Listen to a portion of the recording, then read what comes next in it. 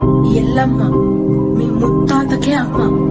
200 ఏళ్ల క్రితం ఆవిడ ఆ దేవదాసి గుడిలోనే ఊరేసుకొని చచ్చిపోయింది. ఆవిడ ఇంకా అక్కడే ఆత్మలా తిరుగుతుందని అందరూ నమ్ముతారు. ఆవిడ శాపం వల్ల ఆ గుడిని ఎవరు ఓపెన్ చేయలేకపోయారు. అలాంటిది ఇప్పుడు 4 తరాల తర్వాత పుట్టిన ఒక్కగానొక్క ఆడపిల్లవి నువ్వు వెళ్ళి ఆ గుడి తలుపులు ఓపెన్ చేస్తావా? వద్దు.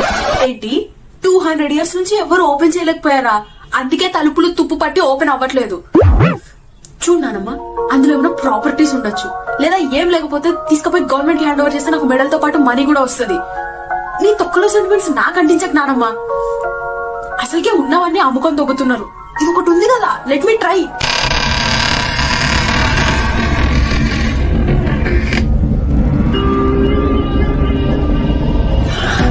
పిల్లల్ని తన దాసులు చేయమని ఏ దేవుడు చెప్పలేదు.